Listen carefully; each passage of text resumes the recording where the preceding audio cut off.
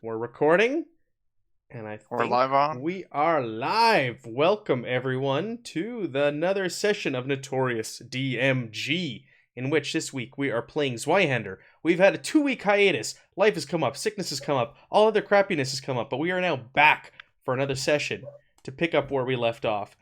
Now, as a bad host and DM, I forgot to let everybody introduce themselves last time and their channels, and that's a big no-no.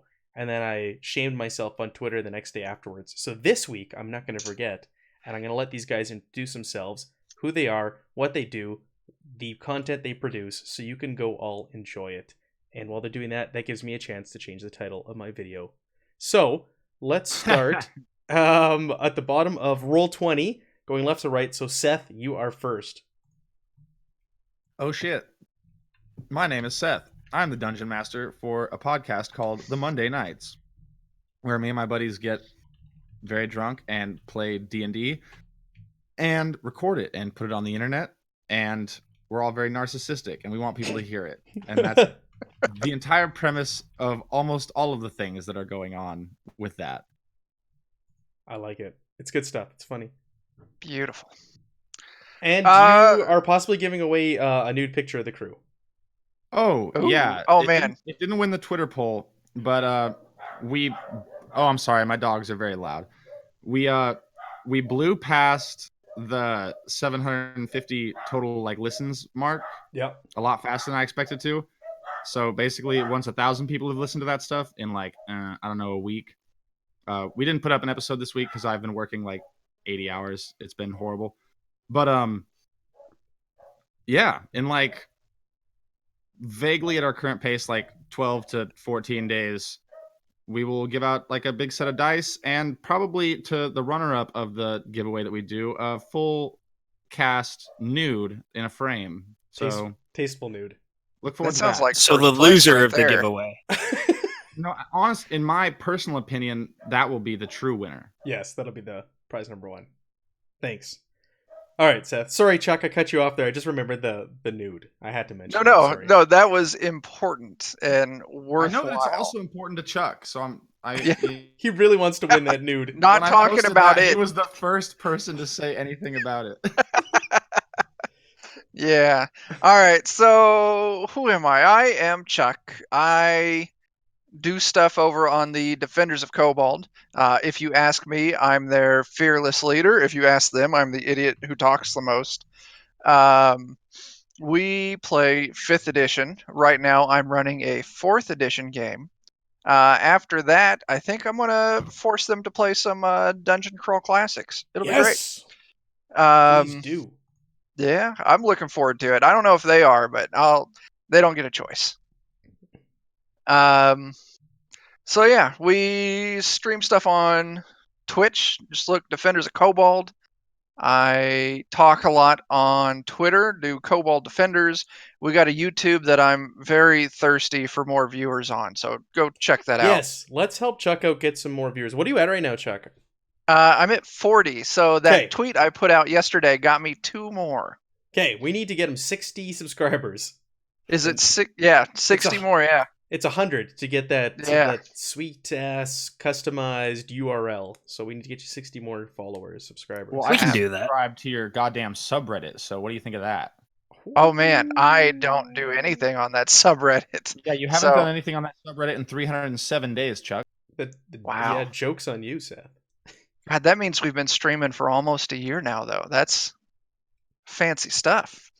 You make me a mod on your subreddit, and I'll post every day until I forget. Okay. I will go and get those 2 days of posts from you. Anyway, that's me, and here in this game, I am playing Kozel, a pacifist forest hippie who just loves some fucking mushrooms, and he's got a secret that he hasn't shown anyone yet. That is so ominous. I don't even know what it is. I'm sitting there going, what's your secret? Kozel? It's a secret. I'm the GM. I have no clue. GM doesn't need to know everything. This Right? is Kozel's world. We're all just living in it. Yeah, apparently. All right, Steven, it's your turn. Hello, everyone. I'm Steven, the DM. You can just call me Steven. I make videos on the internet about how to be a better dungeon master, most specifically in D&D 5th edition, because that's the best edition of D&D. You can fight me.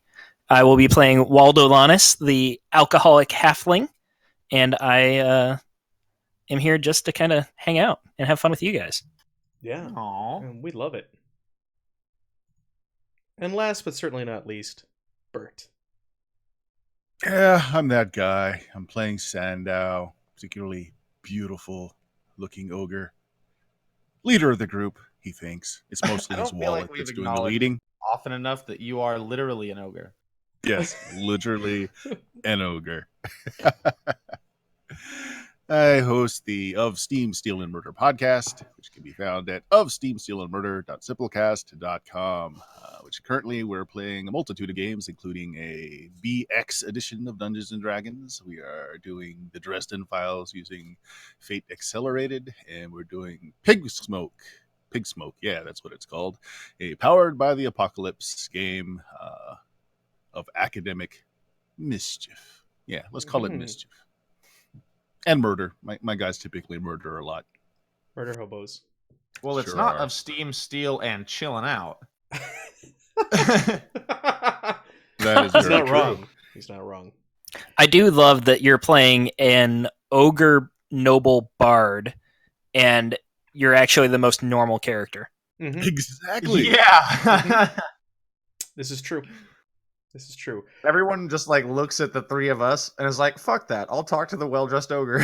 Well, he is kind of known in this land as the candy guy, the candy Gerber child baby. You're The Gerber baby You're the of- Gerber baby of this world. If you guys are looking for Poster links, boy for diabetes. I forgot how much I fucking love all these goddamn characters. oh, dude. they're so This good. is You such guys a have gotten fun so many group. compliments over this cast of characters. But if you guys are looking for links to any of their channels and all that, there are character cards that I currently have flashing and rotating down on the stream right now, and Oh, it has that links to is everybody's Twitter and quite everybody's websites or YouTube or whatever it is that they post on. It's all in there. So go ahead, please feel free, check these guys out, follow them. Don't go to our website. It's so bad. It's the one that Blueberry gives you for having a podcast. Well, it's listed there. It's your Perfect. call. Our tagline is a great podcast for the whole family. And I think the fourth word in the whole show is fuck. yeah, it's That's beautiful. It's not a family program at all. But okay, so let's get to the recap. So like I said, it's been 2 weeks since we played, so we're gonna have to pull on our memories here. So we started things off. You guys have came across a massacre in the road, and this was the hemp shipment that was going from Vorburg to Swansea for the wedding of Maximilian and Helena. Let me jump over. I updated our little web of intrigue here from last time we've played. So let's go ahead and take a look at this. This has all of the players. Ooh. Let's zoom out. I'm not on here. Well, all of the players in this tangled web. I love the amount of work you have just put into this single document because it is beautiful. Oh, really? This is Thank pretty you. good. I also Yeah, appreciate it's that nice. Forrest is now a member of it. Yes, yes. So you get to look at them all game, or as long as I choose to leave you on this screen. So you I guys wish were. that he didn't have Lizelette because I just want Horst to just be a separate piece of the tree off in like a corner of this document, just a Horst face. It's like Horst, also a member of the world. Just a giant Horst face. So you guys encountered the slaughter on the highway, and it was bizarre because it looks like it was all done from the tree line using arrows. The guardsmen that were protecting the shipment were not ransacked. The hemp was still sitting there. It was not taken. It looks like it was a planned attack. There was signs of traps that were placed in the roads for the horses. And there was no sign, though, of Heinrich and his son Dieter, who were part of the outfit, who Maximilian had entrusted with this whole operation. He was a close friend of Maximilian. That was Heinrich. But Andre had revealed that he was not a fan of Heinrich, because you guys found out later that he beat his son and beats his wife. So he's not... he's a pretty terrible person. So, but their bodies weren't there. So you guys carried on to Vorburg, and when you arrived... the gates were closed. You were allowed in, but you were asked. We were introduced to Waldman, who is Maximilian's son from a previous marriage, And you were asked to accompany him and the other men outside the gates, where you were shown the scene of Heinrich strung up like a scarecrow in one of the fields, and his body was mutilated and it was riddled with arrows, and it had been placed there earlier that day. So you guys cut him down and brought him back into the city gate, or the town gates. You were asked to keep this on the down low, and if anybody asked you what the cause of it was supposed to be bandits. Well, no talk of mutants or anything like that. That was the other thing. The tracks from the attack in the highway led back towards the village that you guys headed towards, to this village that you're in now. So you've been asked to keep any talk of mutants or any of that on the down low. You were told of the horrible past of this village, where it was attacked, I believe it was 12 years ago, by a band of mutants and orcs, and all of the women and females of the village were slain and taken away at that time. And that is why there are nothing but young women and young brides all over this town, which kind of had you guys scratching your heads going like, what kind of weird place is this? After that, you went to the local tavern and inn, where you were given free room and board by Maximilian, and you proceeded to meet the proprietor Horst and his wife Lizalette. You kind of question them a little bit about what's going on here in Vorburg. I believe Blort was looking for basically any plausible cause to attack Horst on site. Yeah, you did slap a laborer when he made a comment like, "Oh, your wife for a younger one." You're like, "Ah!" and you took out your you because he was him. He was just casually joking about pedophilia, and I was like, I mean, the world's gonna end, but I still don't agree with that. So you backhanded him, and it didn't really escalate past that. And then the last thing we left off on was Sandow was talking to Horst's wife there and just kind of asking her where she came from and how she's enjoying life here, and if she's kind of against her will or anything like that. But she was, oh, look at that! Thanks, Chuck, for the bits. You got it. Yes, the first bits. 100 bits for striking pedophiles. Yes, I love it. That is a worthy cause. Thank you. You were questioning her. Sandow. And you were laying it kind of thick, because from when I went back and watched the video, because I had to refresh my memory, you were performing at the time. But you didn't really get any information. You found that she was quite happy. She's quite happy with her husband. She's quite taken aback by him, and she quite believes his stories of being a once great warrior. Remember, there's a sword above the door, and he talked about how he slayed, 20, 30, 40, however many it is. It goes up every time you talk to him. Orcs, back when the village was attacked a dozen years ago. And I think that pretty much recaps anything. Did I leave anything out, guys? Fill me in. That sounds pretty thorough, I guess. Yeah. Well, a couple That's of things. pretty much everything I remember. Yeah, we found out that the guy is lying, that he was never a great warrior. Somehow everyone just conveniently forgot to look on the back of the sword where it says museum replica. Yeah. Stamped right on it. And of course, there is our conspiracy theory that it's all the old wives that are getting back at the town now. All the guys in the town just went in on this conspiracy together to get rid of all their old wives so they can get all these children in. To get a bunch of young wives. That's right. It's a conspiracy. It was your Stepford wives theory, wasn't it? That's the one. That you guys were convinced on. Okay. And then there was talk of going to the Temple of the God Emperor to go see the grieving widow, possibly Enid, who's listed on there. She's the question marks. You haven't met her yet, so there's no picture for her.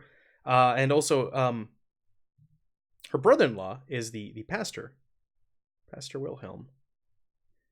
But at the end of the recording, Sandow decided to leave that till the morning, and it sounded like you guys were getting ready to head in for the night at this point. Is that where we want to proceed? I'm good with that. Sure. Okay. Well, very good. So you finish interrogating or questioning the locals and slapping them around, and you're starting to to turn in for the night. You guys are finish off the last of your beers and the last of the food that you have, when suddenly the door springs open, and it's that boy again, Klaus, the one who helped you up to your rooms, comes charging in. He comes huffing and puffing and running over your table, and he's trying to catch his breath. And sirs, Maximilian needs to see you. Please come with me. I'll take you to his mansion. I will not be ambushed, boy. What do you desire from us? It's not me. It's Maximilian. I mean, I turn to Sandow. Like, what do you think? You're smarter than me, straight up.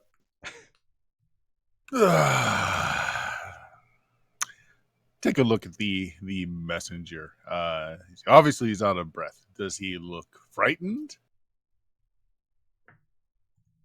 He looks. Who got? Someone got slapped by Nightbot. Sorry. I know who that is. Seth. He look what? Sorry. Frightened. Remember, he is we'll call him special needs. So he looks like he's kind of flustered and in a rush, and this looks like a very important task to him. So he's please, sirs, please come with me. Maximilian has requested your presence. He says it's very important. I suppose he is our benefactor. Let's suit up. If nothing else, my fine gentleman, he's have better wine at his dwelling than we can find in this establishment. Oh, that's a good point. He goes, oh, okay. Thank you. I'll take you right there. I'll take you to his mansion. He's waiting for you. I believe the big scary one is there too, and his son. I'm assuming I've had a few drinks since this is the end of the night. I'm assuming you have. So I'll just more than a few. So I'll just pull out my bone saw and all right, kid, whatever it is, I can take care of it. And I'll just start swaying forward. You see him like dive behind Sandow, and he's kind of standing behind you, Sandow, for cover. I can fix anything. So at this point, it's about 10, 11 o'clock at night. So it's dark out. The streets are pretty empty, and he's like rushing ahead of you. He barrels out the door and you guys get outside, and he's standing there and he's waiting. He's like, come on. And he's like, gets a few, houses up ahead of you, and he's like waiting as you guys are kind of sauntering through the road. And Waldo, you're kind of stumbling through the road. And please, hurry. There's no waiting. We can't make them wait. And he leads you through the streets to the big mansion that stands out amongst everything else in this village that you guys saw when you came in earlier, when you were kind of being shown around and it was mentioned that this was Max's mansion. So you're taken to the front porch of this magnificent building. You can tell it is old. It looks like it's been passed down through the generations. It's a very ornate building. And Klaus gets to the front door and he starts rapping on the door, and it opens, and there's lantern light and candlelight coming from inside, and you see a very kind of a very stern looking woman answer the door. And she, what is it, boy? Oh, I'm back. Maximilian asked me. Oh, fine. And she swings the door open, and she looks at the bunch of you and kind of gives you all the stink eye as you're coming through. And as you enter, you see Helena, and you see your friend BB as you enter, and they're sitting at a table there, and bathed in some lantern light. And this kind of witchy looking woman is ushering you in. Take off your shoes, take off your boots. Don't track in a mess. Get in here. This is an ungodly hour. These girls should be sleeping. I don't know what my brother is doing, having people over here in the middle of the night. Get in here. Get in here. She's good. All right, man. We'll come. Don't call me man. Dude, it's just an expression. Do I look like a man or a dude to you? She puckers up her face and... Dude is a gender-neutral term. Perhaps you should reassess your feelings towards it. I'll pull out my bone saw again. I mean, I can make anyone gender-neutral. Upstairs. She How just old points does to she s- look? How old does she look? She looks like she is in her. Let me see if I have an age here. Older than the cave incident? Older than the cave incident is a yes. Is an So affirmative. she would be the Thank only God. one in this town that age that is female. That you've seen so far. Interesting. Okay. Let me just see if we have. I don't think we have a write up or an age for her. So, oh, we do. She is in her mid to late 50s. Mid to late 50s. Hey man, you're kinda old. Ah, what? I beg your pardon? She exclaims. If you don't calm down, ma'am, he'll start talking about how you're harshing his mellow, and then we'll be trapped in an infinite cycle wherein you insult each other for the rest of the evening. I will give a big charming smile and say, "Forgive, my friends. We're merely surprised, as you seem to be the only lady in this town with such history behind her, such experience, compared to these young children that seem to be the new wives of the." She's. Do we want to roll for this? Do we want to make Sandow roll for his tongue, his silver tongue here? Do you want to charm her, Sandow? Absolutely. Yeah. The dice pill. Trying to calm her down anyway. Yeah, why don't you do you're playing to her strengths. You're laying it on thick. So I'll make this an easy. It's a +20 charm. All right, now I got to remember how to use the character sheet. Let's So you see. select the difficulty at the top there and then just hit the corresponding skill that you want to roll. And what did you say it was? Standard or Charm. easy? Easy. Easy, yeah. Well, my buttons don't seem to work.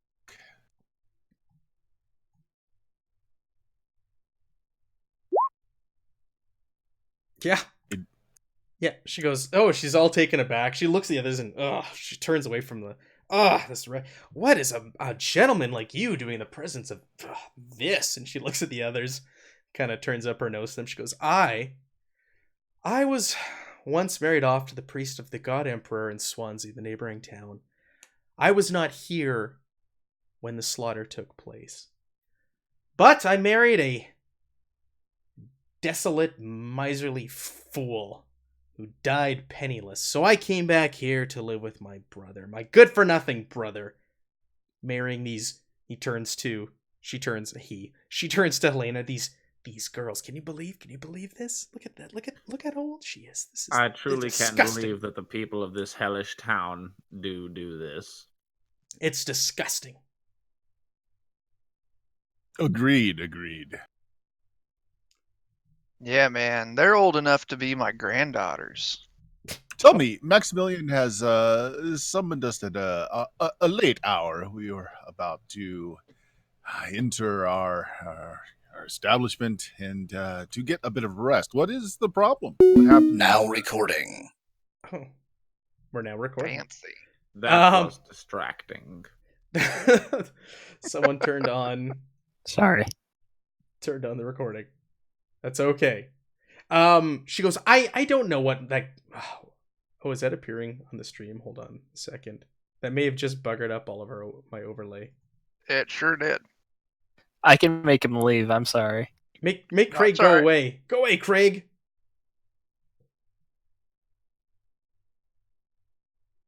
There we go. My bad. That's okay. Craig is an important member of this I can group. strip the audio. I can strip the audio off all these sessions and send them to all of y'all. Okay, she goes, I don't know what my good-for-nothing useless brother wants with the group of you. Go upstairs. My nephew's up there, and that Kessler fellow is up there, and I don't know what they want, why they're meeting at this hour of the night. And she points to the Tell stairs. me, for such a shrewd woman that has experienced a lack of a gentlemanly husband who left her penniless, I would expect that you would have been keeping a tight eye on your brother's dealings so as to not further impoverish the family with bad decisions. Could you... And, I just kind of let it trail off and say, we're trying our best to help Maximilian, but it seems that he has reticent to share with us some of his secrets, shall we say, things that are troubling his mind, and I have a suspicion that they may include his financial situation. Well, that fool has gotten lucky in the last little while and come into some good financials with this hemp crop. Well, good. You have allayed my fears, good lady. Yes, it's the only way he was able to get this one. And she kind of lowers her voice and points to Helena over at the table. Yes, it is a shame. She is so young and inexperienced, but I have met her family. They are a good family. Perhaps it will breed through and she will eventually become a good wife. Just kind of shrugs at you and lets out a scowl and a hiss. Right. So yeah, just trying to play up with her. Butter just her trying up, to get yeah. her in our good graces. Yep. No, for sure. So I thought they said they needed a doctor. Why are we here? I'm ready to doctor and just give me something to cut off. She's like, is he drunk? Get him. Take him upstairs. He should not be around the women. Take him away. Wait. If the women are down here, this is where it should be. You can you see Helena and BB at the table, and BB's like, You are not helping your cause. BB's at the table, and if you remember her, you traveled in the cart with the two of them. She's like, she didn't like me, and he's disgusting, and get him out of here. Your BB shout from the table. So does no one need a doctor? No. You hear a voice from the top of the stairs, and you see Andre Kessler, the guard that was traveling with you guys at the top stairs. He goes, "Oh, are they here? Bring them upstairs, boy, and you'll get your coin." And Klaus says, "Oh, okay. Come on upstairs." And he starts ushering you upstairs and I'm going because they need a doctor, not because you all told me to go. He hustles up the stairs, and Andre gives him a couple of brass pennies, and he goes on his way, very, very happy and pleased. And you get to the top of the stairs, and Andre shows you into a small little parlor room, and within it, Maximilian is sitting there in a chair, and Waldman is standing up at the window, kind of looking outside with his back to the group of you. And Andre shows you into the room, and Maximilian, he thanks you for thank you for coming at such a late hour. What have you heard around town in regards to these attacks? And he's smoking a pipe, and he takes a big drag from it, and he sits back in his chair, eagerly waiting to hear what the townspeople are saying. Man, did you know that all the women here are really young? Well, yes, it has to do with the attack a number of years ago. Have you met my son, Waldman? And he points to him. Yeah, man. Yes, Dad. We met earlier today. Oh, okay. And he takes another drag from his pipe. Oh, it says here that the bodies of Heinrich and Dieter were found. So they were both strung up. We missed that. We were talking about that before the session, and we missed that in the recap. So both his father and son were strung up. He goes, well, after we cut down the bodies, my son here, Waldman, who apparently you met earlier, did some tracking into the Horned Monk, the nearby mountain range, and it seems that the tracks lead in that direction. He's sure the mutants are camping in a cave underneath one of the summits of the Horned Monk. There will be a very strong defensive position there, so I suggest that well, I'd like to hire the group of you to go out there and do some reconnaissance. I don't want any attacks. I don't want any to provoke the group. We just need to go out there. We need to see what we're dealing with. We need to know numbers. We need to know mutants, orcs, what it is that is out there that attacked my caravan and killed Dieter and his father Heinrich. I pat myself down. I look around, and I'll turn to one of you guys and say, I'm sorry. Did someone slap a sign on my back that says adventurer or murder hobo? Hang on, man. Let me look. And I'll slowly pace around, pondering a little bit too long for the sign here and there. I can No, man. I don't see it. listen. I can pay well. We can't afford to leave the town unguarded. I need all of my guards here. Andre's going to stay here. The other men are going to stay here. That's why we just want a small group to go out with Waldman, who knows that mountain very, very well. Are we standing like relatively close together? Like, are we huddled in this room? Yeah, you guys are kind of bunched together near the door you came in, and he just kind of started talking to you. I'm gonna try and like lightly tug on like Sandow's sleeve or something to gain his attention. Okay. And if I can do so subtly enough, I just want to very like slowly, quietly shake my head.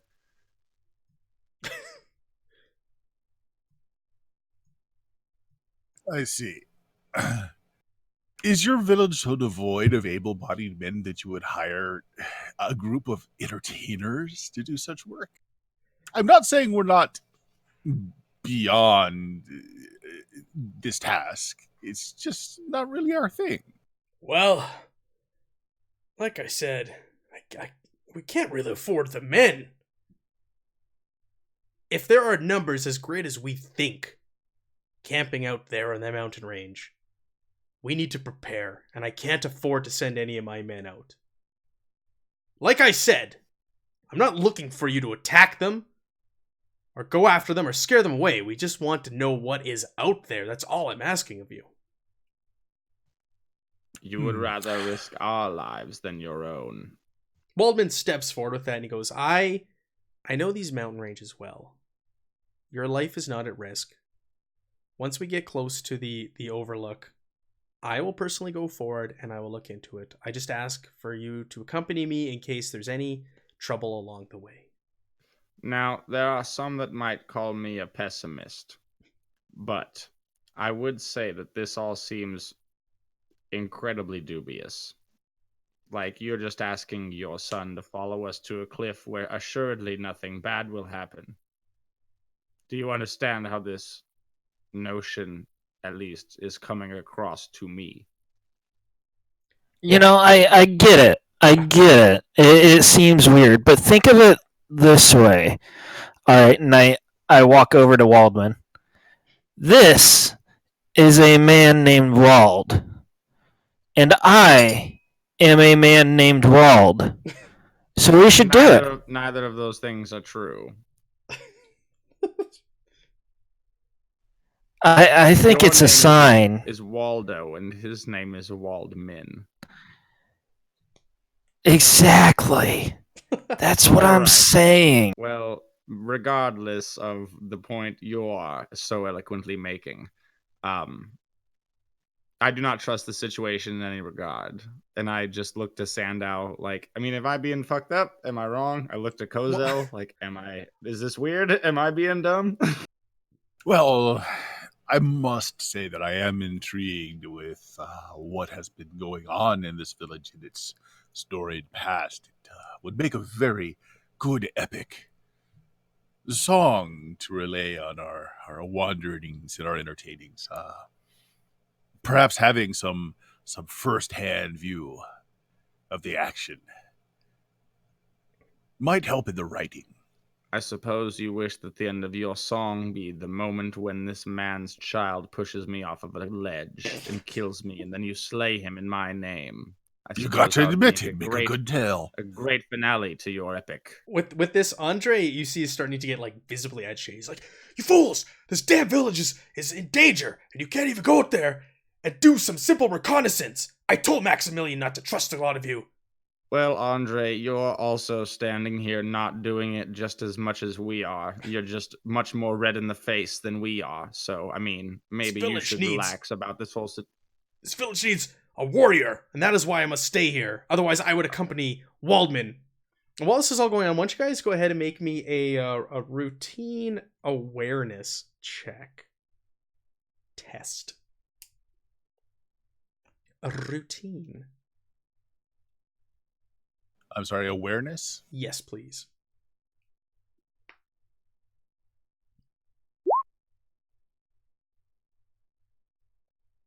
What's up? So Blort, Waldo. I can't seem to get the buttons to work for the correct difficulty, so I just rolled it. Okay.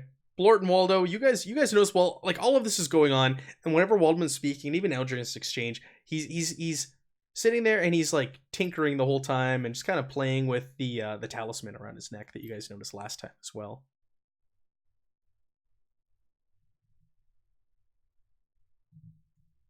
Wasn't that like his mother's talisman or something? Did we ask him about that? Yeah, you asked him about it, and it was from his it's like the last remaining remnant from his mother. It was a gift from his mother.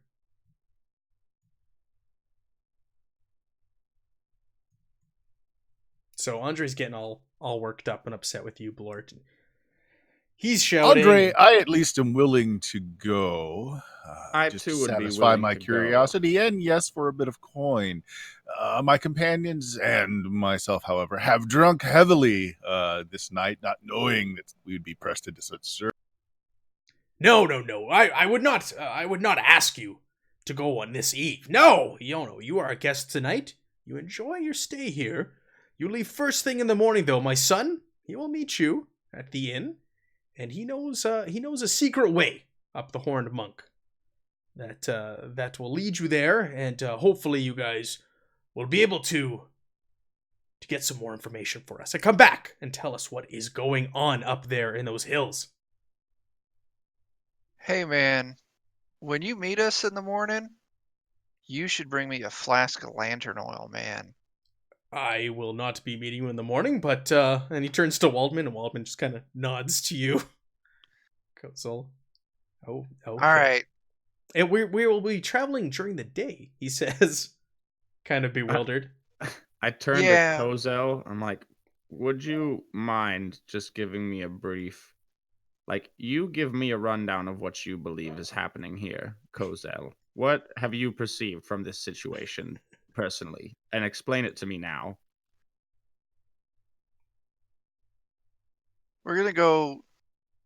We gotta go find the ladies, man. So we're gonna go count how many are still in the Yeah, cave. see, like, guys, we are, I mean, obviously the most well suited for this adventure. Let's go. Who cares if we fall off the cliff? We'll be fine. Everything is going to be perfect with this, obviously. Yeah, I still need that lantern oil though, man. Waldman I mean, nods I'm to ready you. to go now.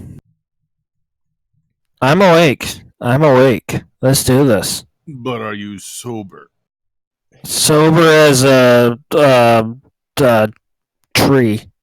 Hey, I- man, he's gotta have some drink. It steadies his hands. Andre says, Oh yeah, and I pull up my bone saw and it's just like swaying. I'm steady as a tree. Andre says, that man needs to sleep this off. Get him back to the Cowardly Orcs and we'll see you in the morning. And he's just getting more and more agitated.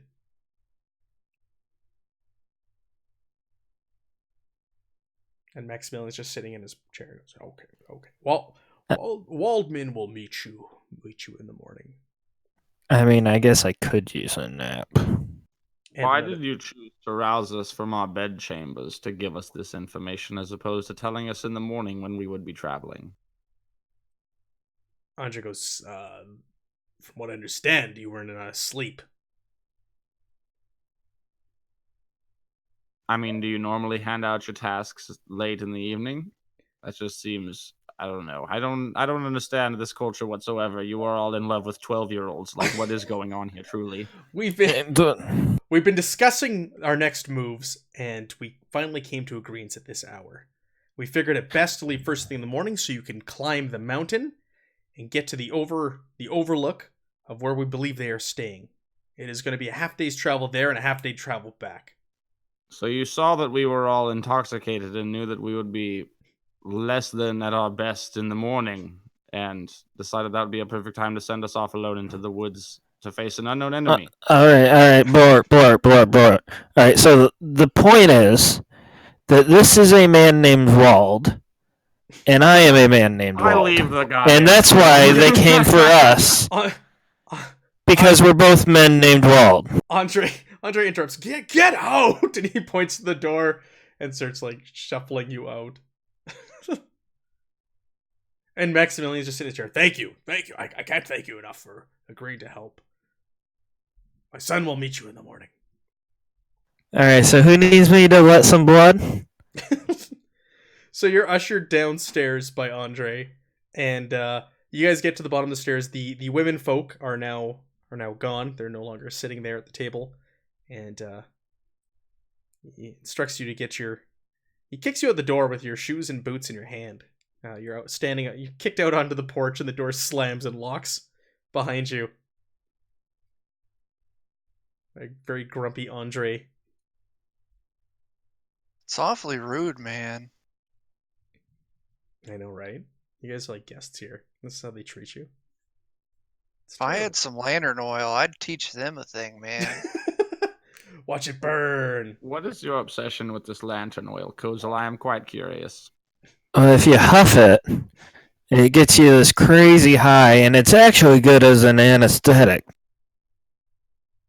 Man, I only put natural things in my body, man.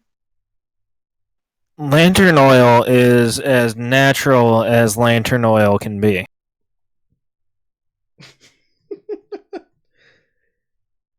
Are you a snake You need oil a- salesman or are you a surgeon? A barber surgeon?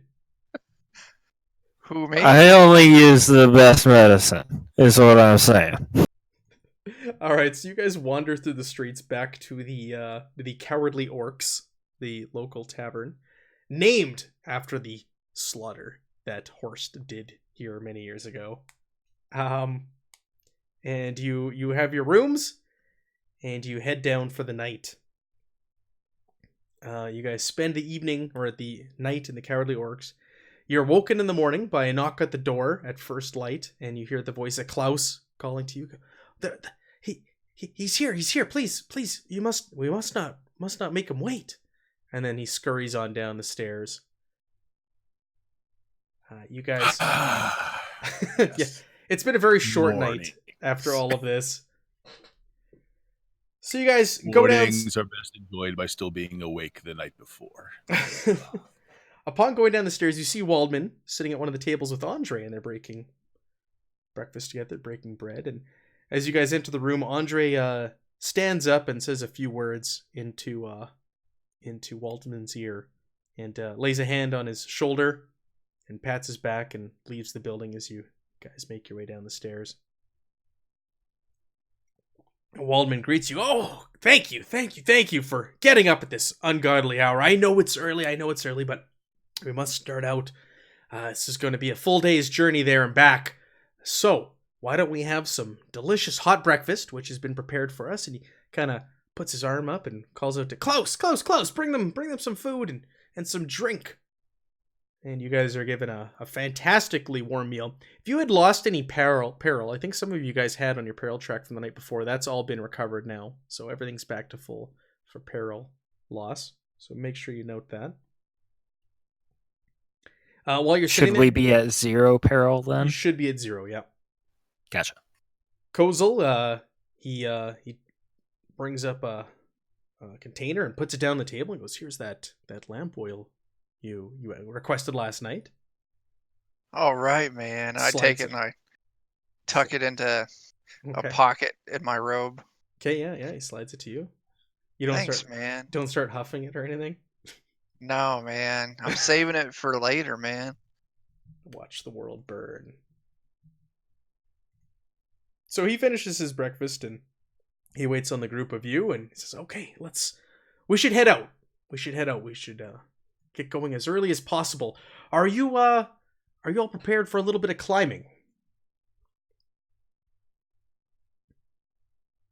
Oh, sure, as ready I as... just climbed down the stairs, man. He gives you all like a length of 50 feet of rope.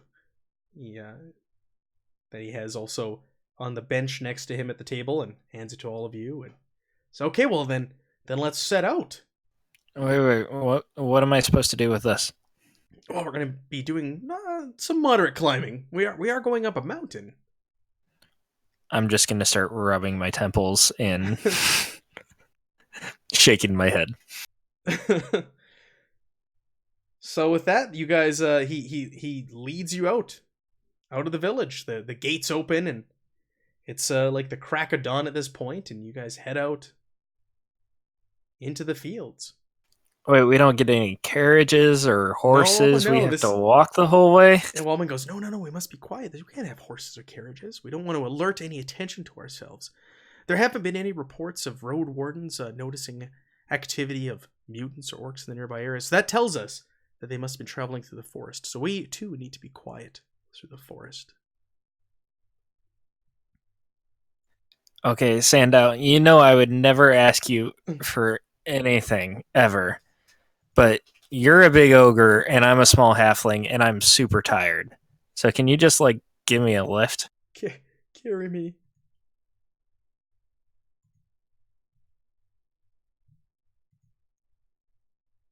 Sandow will not entertain this, I guess, with an answer. Sorry, Sandow's microphone was not working. Whatever you think is best, sure. All right, so you just hoist up Waldo onto your shoulders or whatever. Yes. And you guys head out. So you guys make your way through the nearby fields, because as you remember, there was fields all around this small town. It is harvest time. So you walk a short way through the fields, and you right away you enter a forest. Go ahead and make me, everybody make me an easy survival test as you enter the forest.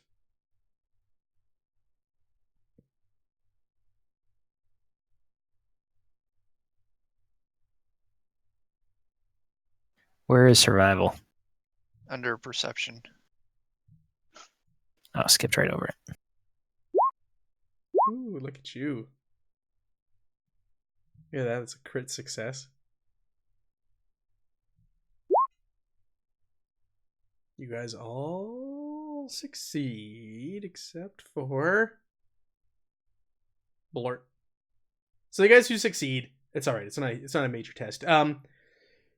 You are able to tell that this area is cultivated for firewood and fruit, and for pigs to roam in. And actually, Kozel, with your crit success, you find a very lush apple tree, and you're able to pick a number of apples for the trip that are perfectly ripe. You fill your bag and your pockets and all that. You call the others over and say, "Hey, here's some good food for the trip. Why don't we stock up?" Hey, man, I found some food. It's not mushrooms, but it's still pretty good. I don't want to eat firewood. No, man, and I'll hand you an apple. It's firewood fruit. Firewood fruit. It Yeah. looks like an apple. It's an apple, man. It's an apple. So you guys carry on, and the sun is slowly coming up more and more. It was still a little bit dark when you set out, but you've been traveling now for about an hour or so, and dawn is completely struck, and it is fully light now when you guys come across a cottage, a small cottage in a clearing. And Wallman goes, "Oh, well, that's old Tom and Lady Ursula's cabin. Why don't we stop in and see if they've seen or heard anything with these recent reports of orcs and mutants in the area?" Don't you mean to see if they're dead, man? He's kind of taken back, but I should certainly hope not. But yeah, I suppose. He makes his way over, and the cottage it's well tended, and it looks like there's been people here recently, and it looks like it's lived in. It doesn't look like there's any sort of signs of struggle or anything like that. Everything seems to be in order. And Waldman kind of peeks through the window in this early hour and doesn't see anybody milling about, and he kind of taps at the door, and there's no There's no answer. And he kind of shrugs. He goes, "Oh, it appears it's unoccupied right now. I maybe they headed to Swansea for some trade." Yeah, man. Let's go with that. That's nice. Unoccupado. Well, do you wanna look around? He asks. Yeah, I better poke my head in case I can help. Is there Yes. anyone inside? Yeah, you poke your head in there. There doesn't seem to be anyone inside. There doesn't seem to be any sort of signs of a struggle or anything. It looks like there was someone here maybe a day or two ago, and it's just kind of been left the way it was. If I'm going in alone, then I'm going to do a brief search for alcohol. Oh yeah, you find a bottle of hooch. Yeah, I'll just pocket that. Anything valuable while I'm looking? Not that I would ever take it. I'm just curious, like how Nothing rich really these valuable. people There's are. like ropes and arrows, traps, torches, food. Nothing. Yeah, I don't need any of that. Just everyday common household items that you'd find out on a farm or in a cabin where these folks live. Yep, it's empty, guys. We better keep going.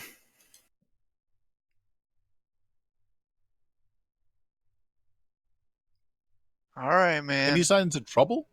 Like, I mean, it looks perfectly normal. Doesn't look like they've been invaded, anything like that. Oh, no. I'm sure they're just at work or something. Where do they work?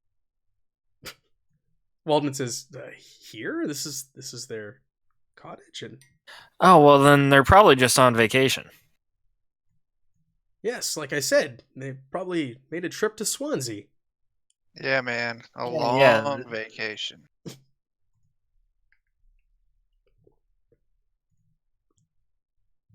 Sure. We should continue on. We've still got quite a trek ahead of us.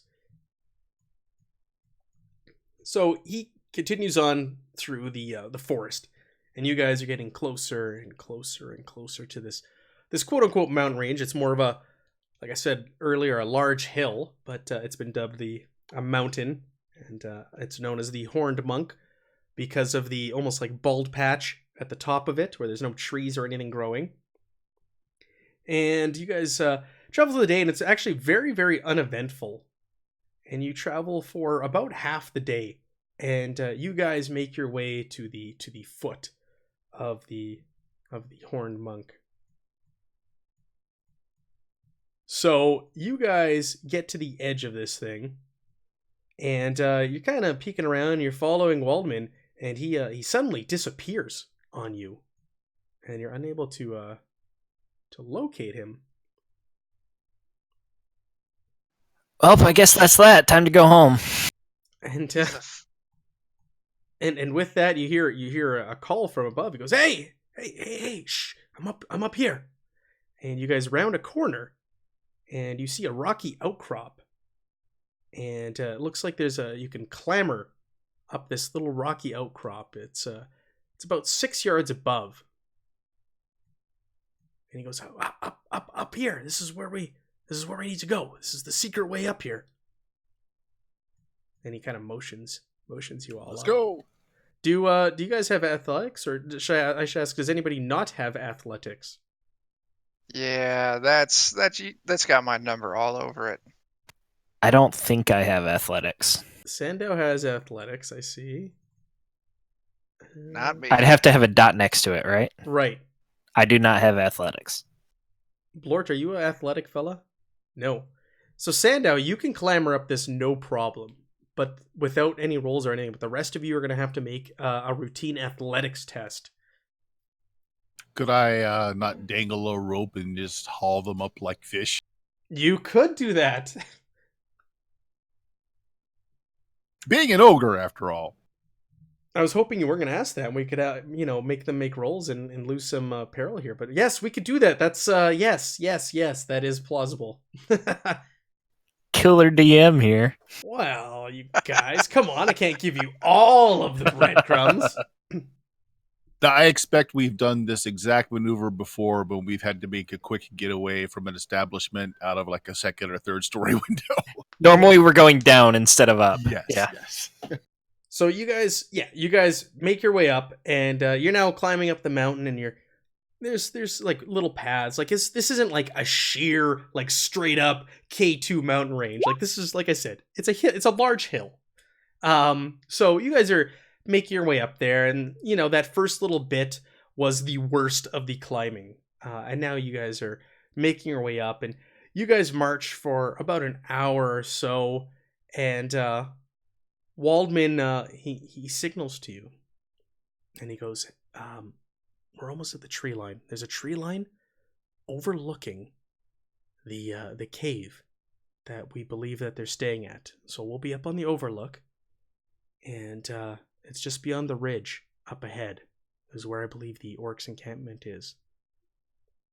We need to be very quiet. Like I said, I'll be the one who will go up there and take a peek. You don't need to danger yourselves. And with that, I'm going to get you all to make me a standard eavesdrop test.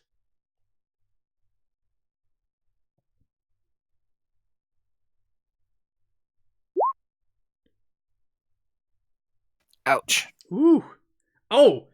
After these rolls, this reminds me something that there's a mechanic we haven't been using that we'll also implement. Sandow succeeded. Blort? He was having mic troubles. He may not be back yet. Aw, Blort. Okay, but while we're waiting for Blort, I'll also tell you this. I forgot about this since session 1. This is a core mechanic of the game. You guys have fortune points to use every session. So you have the number of fortune points equal to the number of players plus 1. So you guys have 5 fortune points every session. You get them at the beginning of every session. They don't carry over or anything like that. But what you get to do is you can use these to re-roll a failed skill test. You can use one to gain an additional action point in combat.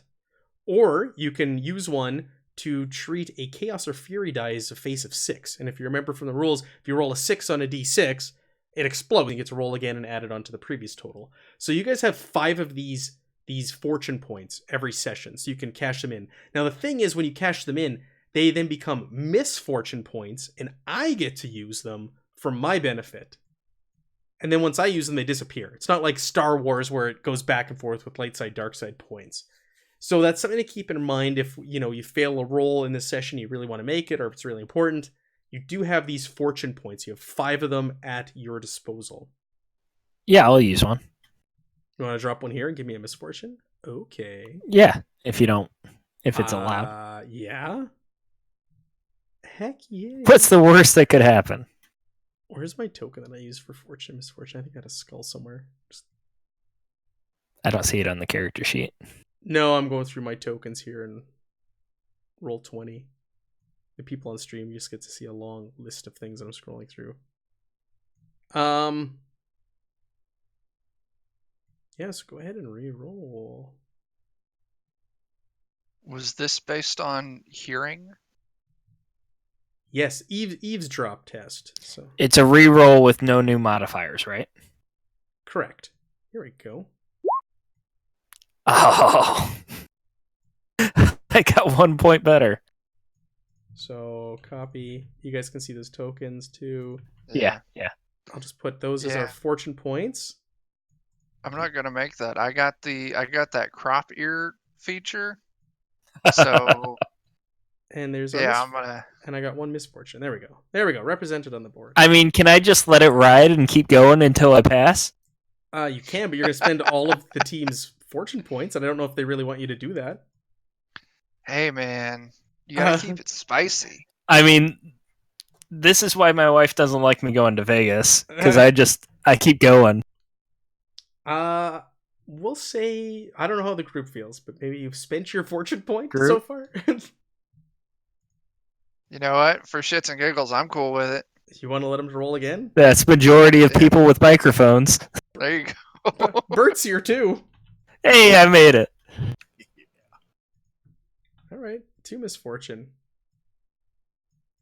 All right, so you made it. Did anybody critically succeed? No, you just succeeded, both of you.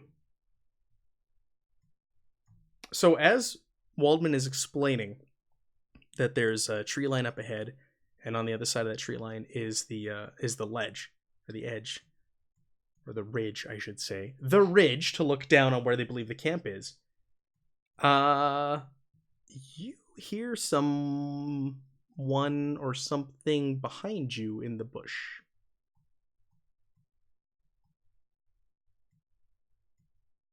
Well, look. You don't see anything. You can just hear some noise behind you, and Waldman goes, What is it? Okay, just kind of point to the bush. He nods, and he just kind of motions to, like, stop, points to stay here, and you see him, he slips, like, silently off into the bush, like, without making any sort of noise, just disappears. And after a few minutes later, you hear a shout. Ah! Let me go! And you see Waldman Run. from behind you. You see Waldman drag Klaus out from behind the bush, the boy from the tavern. And Waldman goes, "What are you doing, boy? You fool! You're gonna get killed. You're gonna get us killed." He goes, "Well, Waldman, you're my hero, and I'm here to help. I want to do what I can to help out. I don't mean to be any bother. You please don't send me back. It's too dangerous." And Waldman's looking just, like, completely flustered. He looks at the group of you, like, kind of throws his arms, like, "What do we do? What do we do? What do we do with this?" More the merrier, man. We can't send him home now. It'll make too much noise.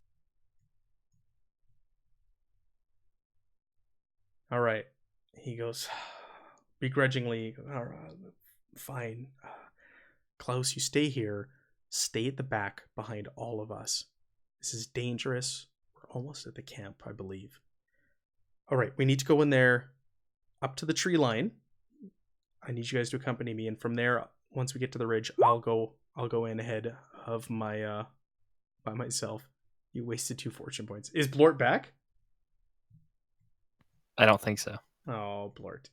For this, moving forward to the tree line, what is your marching order going to be? Waldman goes, "I'm going to go first, and the rest of you follow me." So who's going to go behind Waldman?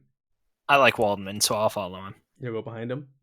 I'll be behind. I'm a warrior, through and through. So Yes, you are. Yeah. So, yes. I'll follow after Bert then. All right. And then behind you is, we'll say, Blort and then Klaus.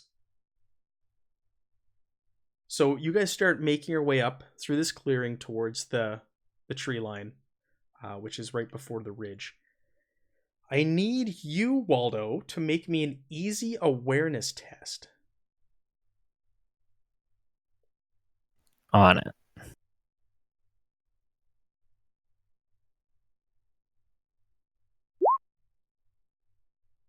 Ew. Okay. So, you see, briefly, up ahead, Waldman's unaware, but you see around him a shadowy outline of a figure, and it looks like they're holding something. And suddenly, a arrow flies towards Waldman and sinks into him. Shit! Or Mutants!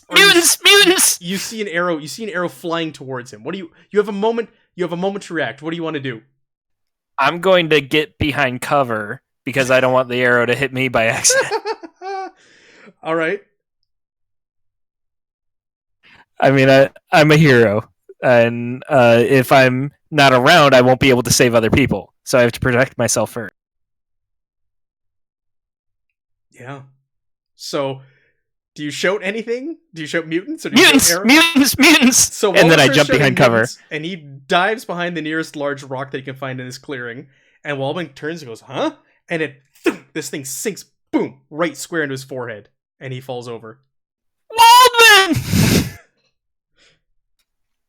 I'm gonna army crawl over to him and pull out my bone saw and see what I can do.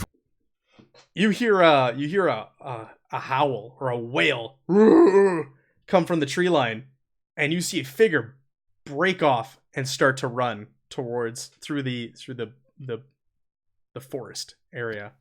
Away from us, right? Yes. So we have the opportunity, if you want to. I want to throw some knives at it before it gets to warn others. So we can enter a chase here, and you can try to get after this guy before he gets towards the others.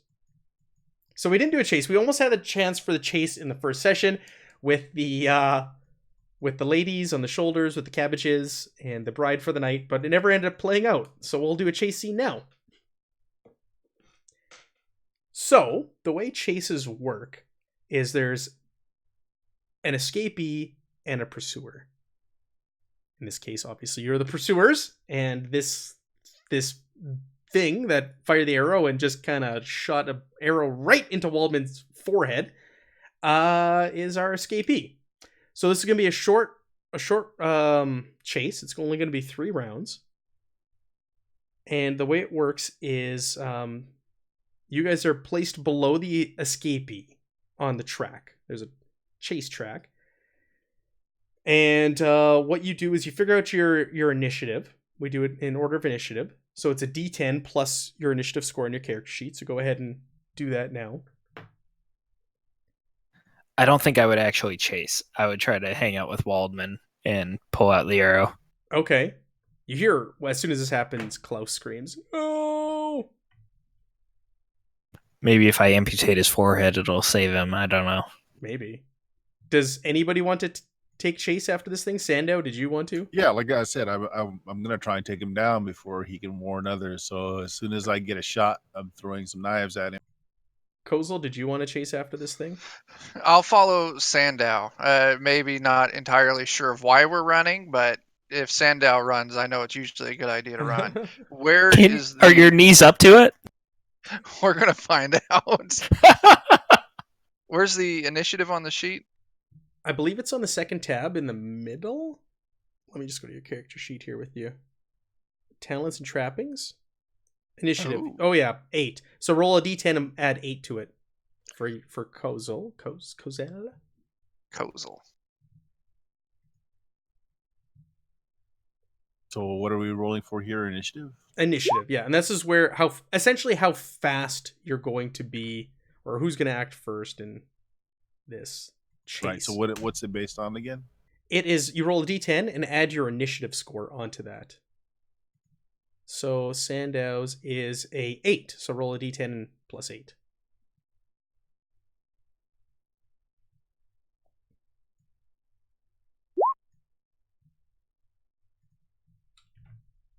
Not too shabby. Those are good scores. Boop. All right, so this thing breaks off. And interesting. We got 3 rounds.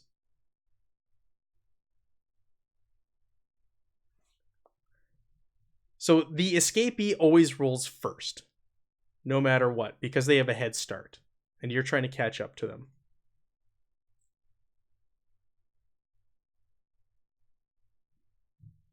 So So what we do now is you roll within initiative order a d10 plus your movement. So your movement, I believe, is also found in the same area that your initiative was. Yes. So like Kozel, yours is a 6. Sandow, yours is a 5. So you'd roll a d10 and add whatever your movement is. So I will roll this thing's first. It's got a 12. So you want to try and beat that. And that means that you're getting closer in this chase sequence. You're gaining on them. So Sandow does not get any... Now, but again, I don't need to catch him to throw daggers at him. So. You don't need to, but you need to gain on him. So he does have a head start right now. Okay. Let's roll the next round. So he starts running and he kind of gets, it looks like he gets a little hung up on the brush in this forested area. And Kozel, you start to close the gap towards him. All right, man. As well does Sandow. So I will let you throw a dagger or a ranged weapon at him at this point right now, Sandow. But because everybody's moving, I will set the difficulty at hard. All right, Fair. I'm just gonna do a straight roll. I can't set the difficulty for some reason. Okay.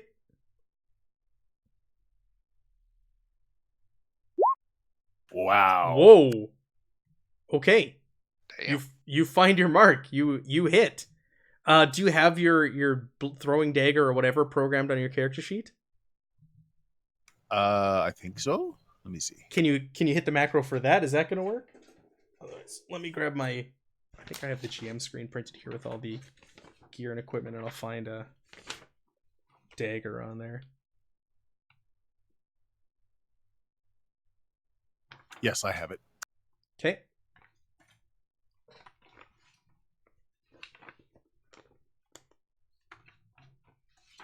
So it does a d6, so you could even just roll this. Well, oh, okay, it's got that all built in. Oh, damage 7. Okay, so all I'm taking is the damage from it, because I'm taking your other roll. Right. So it rolled your d6 and added on your attack bonus damage, so it does 7 damage to him. And a throwing knife, I'm just looking at the qualities, because the qualities is really what makes the weapons stand out and are different in this game. I've got them. It's fast, finesse, and throwing. So now it's a matter of finding what those do. There we go. Fast, finesse, and throwing. Yes. Okay, that just affects the chance to dodge or parry, but he's not attempting to because he's trying to get away from you for fast. Finesse. You do AB instead of CB when dealing damage. I hovered over your character sheet, and that's already programmed in there correctly. And I'm sorry, what was the last one? Throwing? Yes, throwing. Okay. Yeah. All right, so it finds its mark, and I'm gonna say it sinks into one of its legs, and this thing falls to the ground and starts to howl in pain, gripping at the back of its leg where your throwing dagger found its mark. And you see this thing just kind of this large mass rolling back and forth in the I was gonna say the desert, in the forest, screeching in pain. Oh, get it out! Now that we can see him clear, is he carrying a bow or a crossbow? I mean, so our guy was hit with an arrow, you said. It was, yes, so he's carrying a bow, and he's got okay. he's got a little sword at his side also. And as you get closer, you see this thing withering back and forth, and it's this powerfully built being. Its skin is sallow, and it's got big, heavy brows topped with a sloped forehead, which tapers off into a head of sparse, greasy black hair. And he's got a pronounced underbite with 2 overly large, sharp teeth poking over his top lip, and a nose that's almost snout-like. And these deep-set, black, piggish eyes. More swine than human. Let's see, do I have a picture of this? Yeah, there we go. Yeah, you see this thing withering in pain. Oh! They'll come and get you! They'll come and get you! Mother! We'll kill you!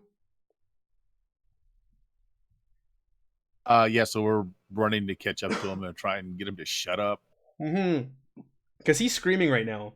Yeah, so yeah, if he's just down, I'm gonna just start beating the crud out of him. Yeah, yeah. You start beating on him, and I'll slide on the knuckle dusters. hog tie him and put some rope in his mouth, kind of thing. Yeah, because he's while Sandow's beating him, I want to go up and pull the sword and the bow and arrows off of him. Toss them to the for side. sure. Okay, so you have this thing tied up. Do you want to drag him back to the others Yeah, where yeah. Waldo drag is? him And back. Waldo, you back there with Klaus, and Klaus is like inconsolable right now. He's just bawling and I'm gonna kill them. I'm gonna go kill them. I'm gonna kill whoever did this. And you see through the tree line, Sandow and Kozel come back, and they're dragging, or I don't know, pushing along this guy, this big lumbering thing. He's thin and built, so he's not necessarily fat, but he's muscular build, but still thinnish looking. You see this thing that they're leading out, and with that, Klaus just launches towards them, and he draws a dagger, and he starts running towards Sandow and Kozel. I'm gonna kill him. I'm gonna kill it for killing Waldman, and he just runs towards Klaus, the group of you, wait. We need information. waving a dagger in the air, and he's just barreling at you guys with his eyes wide with like bloodlust. So I take it I was not able to save Waldman. No, you kind of cut into him a little I have bit. failed as a barber surgeon. You cut the arrow off, and you're made. I applied pressure to the wound. That didn't help. Made a few incisions here or there, but he was DOA. As soon as you made your way over to him, you're like, yeah, this guy's dead. Did he have a flask of alcohol on him? Just as I was checking for further wounds. He did not. Well, he wasn't worth saving, anyways. Okay, I guess I'll follow Klaus after he takes. Yeah, he did not. So Klaus is barreling towards Sandow and Kozel, and he's not listening to Sandow, and he's just running at you, screaming, waving this dagger in the air. All right, we'll just get between him and the creature then. Okay, so you get between the two of them. You're a very large fellow, so I'm not going to make you roll or anything. You're able to restrain this boy. He is like a 12-year-old boy, but he's crying. I'm gonna kill him for shooting Waldman. Sure, we'll He's do my that. hero. But we will do it later after finding out if there are more of them and whatever this thing else may tell us. Okay. So this thing is just kind of like staring at Klaus, and you lead him towards Waldman and Waldo, which is weird to say, and he's bleeding pretty profusely from the back of his leg, and you hear him through the gag, and there's like blood dripping down, and there's dirt and stuff mixed in it, and he's kind of holding it out and motioning like. I can take care of it, and I'll go and try to inspect the leg. Yeah, go ahead. Yeah, make me a barber surgeon roll. I don't know What would that be? Is there a medicine skill? I think so. I think so, and I think you have it. Heal. Yeah, go ahead and make. So what difficulty? Oh, this is not going to be too difficult. It's a pretty clean wound. He's a willing subject. We'll make it an easy roll.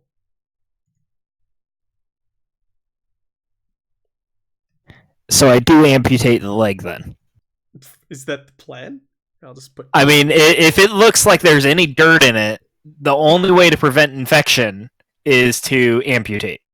So you got like your tourniquet and everything ready. You're just like roll. Up Tourniquet comes after. I don't like cutting through the tourniquet accidentally, so I use the bone saw first, and then I put the tourniquet on. Tools, and you have everything sitting there ready. All right, so you pull out your bone saw, and his eyes widen, like, whoa. This has to be done. You will die if I don't do You this. start to cut, and he howls in pain. And I'm quick about it. I can do it in like 4 passes.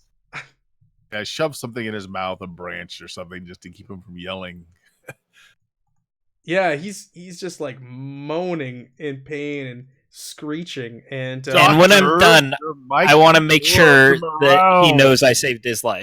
And Waldo's just like cutting right into it. And, Well, like right above, I got to get above the wound for the infection. So we'll say like the injury was in his calf, so you're amputating the lower Just part, below the knee. just below the knee, and it's a very clean cut with a roll like that, and you're very pleased with your handiwork, and you get your tourniquet ready, and you I give him a grin. I just saved your life. stop the bleeding. And You killed my friend, and I still saved your life. why don't you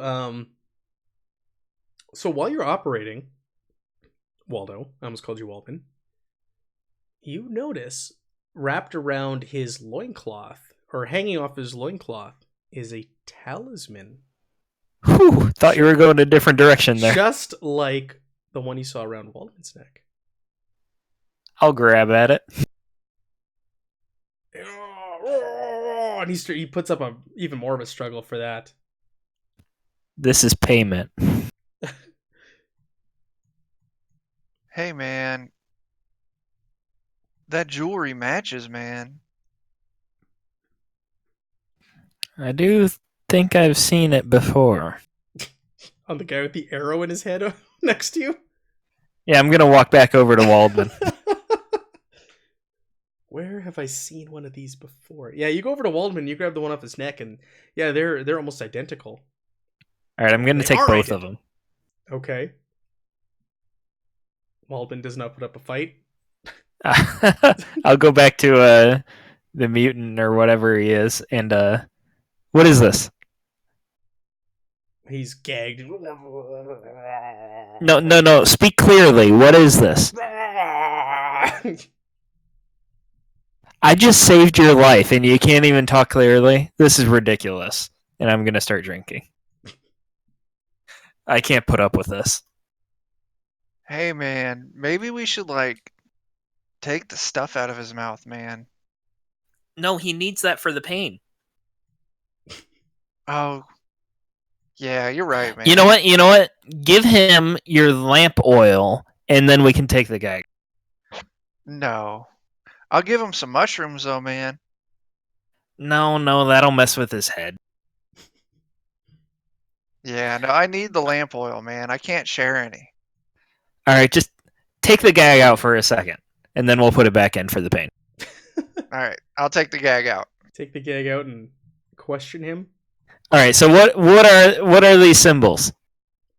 Well, this is going to trigger a social encounter. So, do you guys remember how that worked the last time we did it? We all pick a skill and how we're using it and Right. roll some stuff. And we determine the questions also you want to ask him going in. So based off successes and things like that is also going to determine what he answers. So you choose a skill underneath fellowship. So you want to say whether or not you want to bargain with him, you want to charm him, you want to be guiling, if you want to under willpower.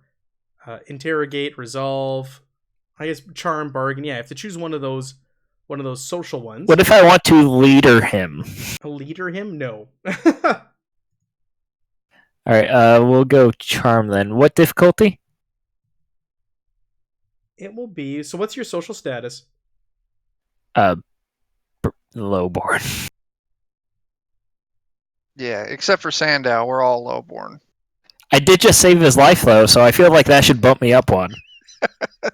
I mean, I just noticed something. You can't interrogate someone unless you've got the skill. It's one of the skills that you have to have trained. Interrogate. So you literally cannot beat the crap out of somebody and question them, unless, because how are you charming them if you've got them tied up and you're beating them? Yeah, right. So our options are bargain, charm, guile, interrogation if you have it, intimidate, leadership. I'm not tying him up and beating him. I tied him up and saved his life. All right, so that's charm. Leadership or rumor. And this will be done at a +10 for everybody. Even That's Sandow. routine. Yeah. So who's rolling what skill? It doesn't matter. I guess you're rolling it now. But what do you want to ask him? What do you want to get out of him? Let's go through the list of questions. I'm trying to figure out why they were both wearing the same symbol. Okay. We need to know numbers, and we need to know what they want with the town, because they are intimidating the town by posting that guy up front where everyone was going to see. Oh, don't be so practical about your questions. I want to know who Mother is. Mummy, dearest. Yeah. And what's it got in its pockets? What you got in your pockets? Who's your daddy and what does he do? So we've got a charm roll, which was successful. I Oh, like yeah. it. I did save his life. Mhm, What should very- I roll for who is mother?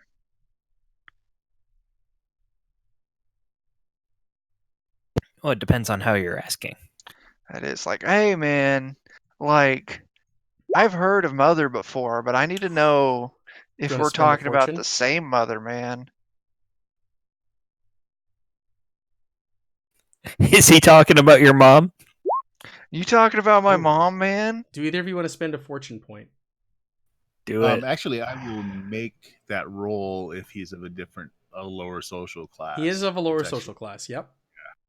That would be a main role, a maid role. So I'm asking, and you're trying to be calm about it, giving the impression that he may get out of this alive if he answers our questions. How many of them? How many are you? How many is your tribe? He goes, there's hundreds and hundreds of orcs in our group.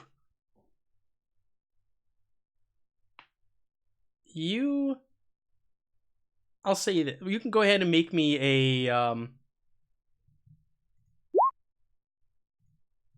you can make me I'm just a, going to assume he's lying because if they had hundreds and hundreds, they could have just easily overran the village. yeah, you can also, if you want, you can make me an easy folklore test when he says that. Sure, what's folklore under? Actually, there's not a folk. Oh, yeah, there it is. Intelligence. Sure.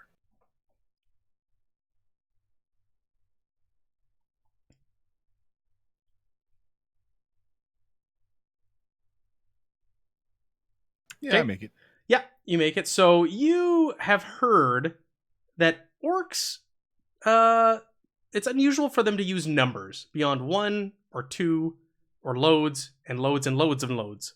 So for him to say hundreds and hundreds, you're like, okay, well, yeah, you're an orc. So you don't really know what you're talking about. You don't know numbers. If he's asked about the talisman, he refuses at first. No. And then he just kind of mutters under his breath. Mother gave it to me.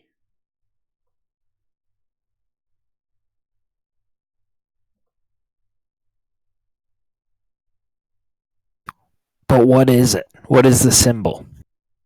I don't know. Mother gave it to me. Mother knows best. Mother knows best. He says, and just kind of rocks in place. She didn't tell you anything about what it means? Looking at this orc, you guys notice that he is not a fully matured adult. You notice more that this might be a bit of a kid. Like, he's an orc, so he's large, but he's probably he's younger in age.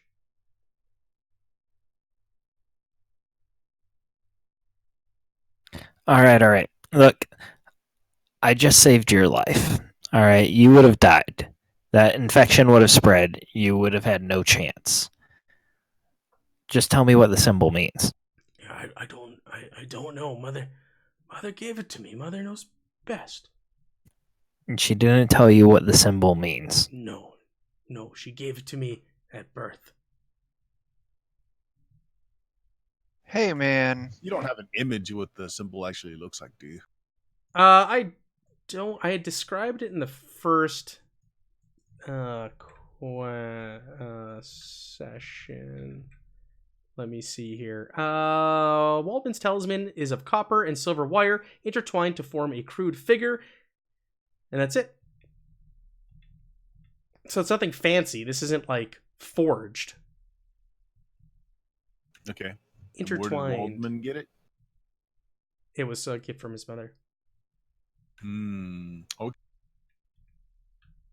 I'm beginning to think our Stepford Wives theory is more and more. Is what he said previously. yeah. And yeah, he just kind of I don't know. So why'd you kill my friend over there? Go ahead and make me a challenging scrutinize test. I'll tell you what. I'll tell you, all of you, go ahead and make me a challenging scrutinize. Nope. You're just like, extremely happy that you got to use your bone saw. That's all Waldo's. I really am. Challenging scrutinize. Ooh.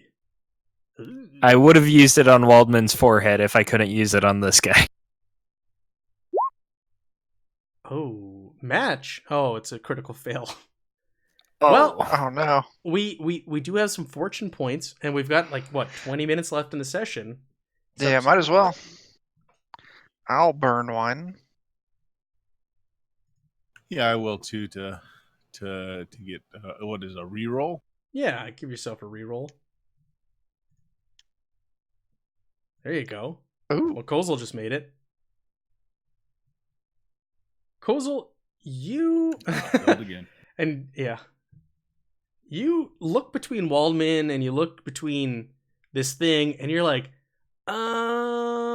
there's some passing similarities between these two and their facial structures. Oh man. These two are like father and son, man. Where's your mom at, dude? His mother's at camp, Where's the camp? and he points to the forest line towards the ridge where Waldman said it was. Mother's there. Mother will Hey. zap you. Hey man, I think that you just killed your dad. No, that's not my father. He looks at that human. Ah, but is he your brother? I don't have a brother, I have a sister. My sister will come looking for me soon, too. Hey man, does your mom look like you or does she look like us? He looks kind of at you guys after a while and looks down his skin, and he looks up at you, and she looks more like you. She's that short.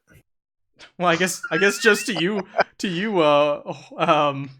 Kozel, yeah. Kozel, yeah, she looks more like you, because it doesn't look anything like Sandow or a larger version of Waldo. Hey man, we were right. It's the old ladies coming back for revenge. He goes, "That's right. Mother told us that they deserve it. They should all die. All of the villagers. They deserve what they deserve to die."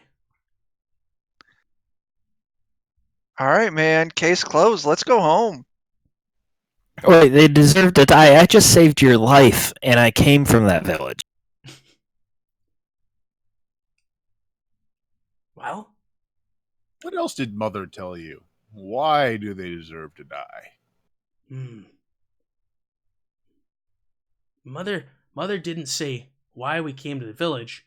She just said it was the right thing to do.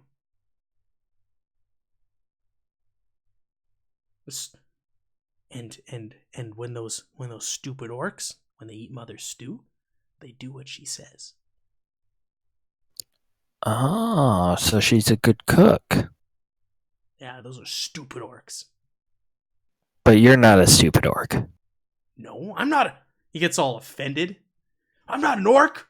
Mother says I'm better than them. Oh, you're not an orc. What are you? I'm better than them. And just kind of. But what are you? I'm Mother's son. But not an orc. Not an orc. Oh, I've got fortune and misfortune. Whatever you are, you only got one leg, you idiot.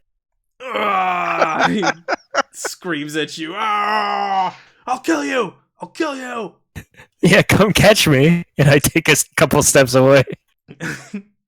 Hey, man. Is there any chance we could talk to Mother? You have to get past the hundreds and hundreds of orcs and the High Orcs Lieutenant Guar. He is there with his men. Couldn't you just, take us there? Kinda?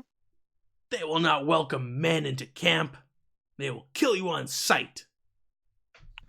Those guys are dicks. Wait. What if we dress up as women? I mean, Well, Kozel, you already have the hair for it. Let's just find some big apples and put them under your shirt. He's wearing a robe. And Sandow, you'll have to wear a mask or something. I don't know about you, He's too pretty. but I'll wear a hood and I'll get some apples too. We could pull this off, guys. No, Hey, man, I'm I'm going to old stop you enough. right there. No. So he goes. He's starting to fade now. He's starting to fade from the pain, and he's starting to pass out as you guys are Right. arguing amongst your. Wait. Before you pass out, just remember to loosen that tourniquet every 15 minutes. Okay? And then after a minute, you tighten it back up, and you'll be fine.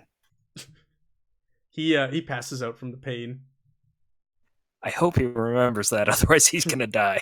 We need to take him back to the village with us. He has a sense of numbers. He has a sense of why they have it out against the village. I think Maximilian will need to speak to him. Yeah, I think you're right, man. And we should probably bring Waldman back with us as well. Can you carry two? Okay, yeah, how are you going to carry 3 people?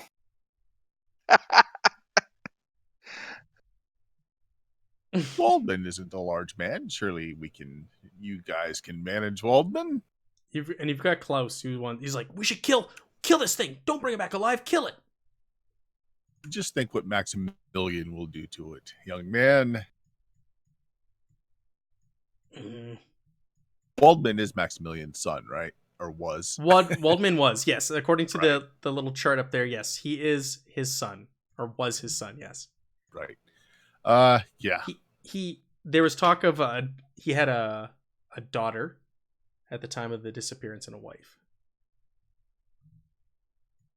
Wonder if the daughter is the sister this guy's referring to. Well, we'll find out. Yeah, we need to get both back. You can always go Just down to the alive camp if possible. and do some Yep. reconnaissance while you're here. I don't know. I don't man. know. I don't think it's necessary. I mean, our prisoner knows more than we could actually find out just by looking. And I think in a more controlled environment where we don't feel like we can be ambushed, we can get more out of it. Okay. Yeah, I'd agree with that. I think taking him back, and then Maximilian would know the questions to ask. You know, what's the name of mother? What's the name of your sister? Yeah. I think I'm definitely not looking forward to having to roll Waldman's corpse down this fucking hill, but I mean, we can lower it on ropes to make it easy and just, we'll just do it that And way. hit every rock down along the way. well, it may look like he was thoroughly beaten to death, but I assure you, No, That that's the story you happened tell after Maximilian, the his fact. father. He was beaten by 100 orcs, that's it. Give him that hero's death. bludgeoned, as if being lowered down by by a rope at a mountain. That's it. Okay, That's it. well, we're almost at end time then, so why don't we stop here before we go any further? You guys are going to set off back towards town with your Now that we've derailed the GM, captain. Yeah. Oh no, it's all good. It's all good. Guys, head back with the boy, the orc boy. I'm back. Sorry, guys. It's all right. Hey. You know, when you scrutinized him with that talisman there, you also kind of devised that he's around, maybe 10 to 12 years old. which Oh. would fit. Yeah. So we will leave off there, and like I said, we probably have one more session left in us, and then that'll be the end of A Bitter Harvest as everything comes to a close. You guys are already putting together the pieces of what's going on here. I Yep. feel like we haven't accomplished much. You've just kind of, you've fallen into some of this stuff, but no, you've accomplished some stuff. Failing forward. That's it. We'll see how this plays out, because this point here, it's playing out very differently than the last group I ran this for. So it's interesting. We're interested to see what happens from here on out. And Well, I think this is good. I mean, because this is I like things that we can confront Maximilian with as well. It's like, look, there are obvious family resemblances. He had this, token on him. mother sounds suspiciously like your old wife. Come on. Level with us. What happened? Come on, pal. Okay. Yeah. So let's end there. Thank you to everyone who tuned in and watched us. It sucks. We've lost Blord again. It's that crazy Alaskan internet connection. We seem Sure to is. lost him the last two sessions, which is terrible. Who would have thought that Alaskan infrastructure could be unreliable? Right?